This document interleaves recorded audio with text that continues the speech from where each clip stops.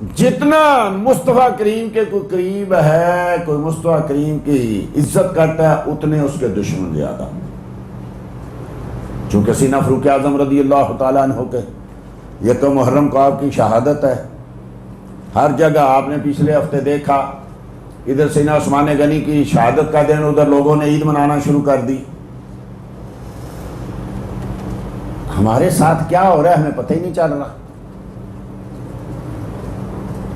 کسی مولوی کو بیان کر رہا تھا تو شاید پچھلے جمعے میں نے بیان کیا کہ نہیں، بڑے علماء بیٹھے ہو کہنے لگا جی اس دن کا روزہ رکھنا 60 مہینوں کے روزوں سے افضل ہے. یعنی حج کے دن کا روزہ جو ہے وہ 2 سال کا ہے، یہاں 5 سال کا روزہ. غدیر خم، عید غدیر، 5 سال کا روزہ. چونکہ وہ لوگ کہتے ہیں کہ یہ حج جو ہے یہ چھوٹا حج ہے، یہ کعبے کا حج ہے، اور خم غدیر جو ہے وہ بڑا حج ہے. اصل میں وہ، اب یہ شیعوں کی روایت ہے، سنی بیان کر رہے ہیں، سنیوں کے ممبروں پہ بیان ہو رہی ہے. تو سیدنا فاروق اعظم چونکہ سب سے زیادہ دین اسلام کے اوپر قائم رہ کے دین کی خدمت کرنے والے اور دشمنان رسول کے دشمن، اس لیے ان کی مخالفت بھی زیادہ. اب بتائیے، دیکھیے 10 محرم آ رہا ہے، سیدنا امام حسین رضی اللہ تعالی عنہ اور ان کے رفقائے کار کی شہادت ہوئی، لیکن یہ تو دن ہے عاشورہ کا، یہ تو متبرک ہے حضرت آدم علیہ السلام سے لے کے مصطفیٰ تک، اس کا روزہ مصطفیٰ نے رکھا. تو کیا اس کی فضیلتیں ہیں؟ کیا ہم اس دن کو عید منانا شروع کر دیں گے؟ اتنی فضیلتیں ہیں، حالانکہ یہ بعد کا معاملہ ہے، شہادت بعد کا معاملہ ہے. تو کیا ہم اس دن اس لیے خوشی کریں کہ اس دن حضرت آدم کی توبہ قبول ہوئی تھی؟ ہم اس لیے عید منائیں کہ اس دن حضرت سیدنا یوسف علیہ السلام کنویں سے نکلے تھے؟ ہم اس لیے منائیں کہ حضرت موسیٰ کلیم اللہ جو تھے وہ دریا سے پار اترے تھے؟ ہم اس لیے خوشی کریں؟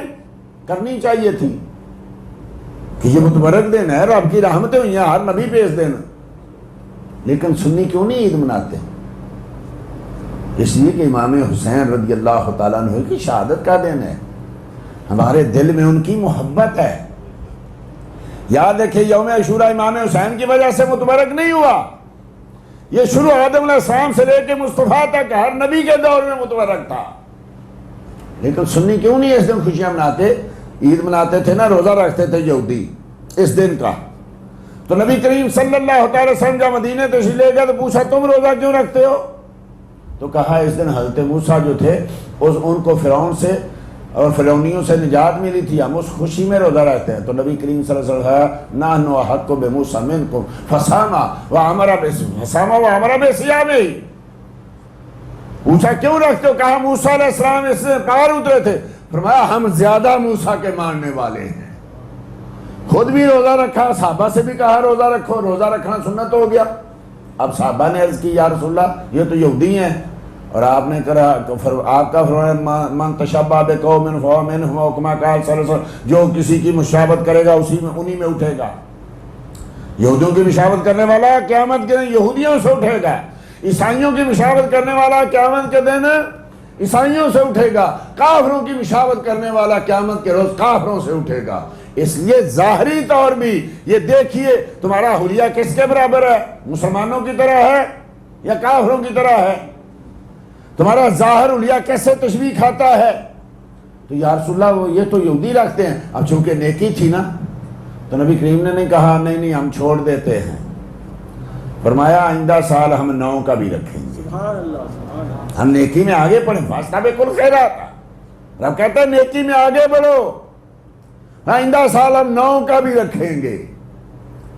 تو 9 10 2 دن، یا 9 کا نہ رکھ سکے آدمی تو 10 11 2 دن ان کی مخالفت بھی ہو جائے، نیکی بھی نہ چھوٹے. آج کل دیکھتے ہیں مسلمان نوجوانوں کی شکلیں، خاص کر نوجوان، ان کے بال دیکھیے، ان کی حجامتیں دیکھیے، عجیب و غریب ہے، پتہ نہیں کیا کرتے ہیں. جو یہودیوں نے کیا وہ کرنا شروع کر دیا، جو عیسائیوں نے کیا وہ، جو کافروں نے کیا وہ. بھائی تمہارا اسلام کدھر ہے؟ تمہارے تو نعرے نہیں ختم ہوتے صدقے یا رسول اللہ. یہ صدقے کا مطلب کیا ہوتا ہے؟ میں قربان ہو جاؤں. یہ صرف زبانی نعرے.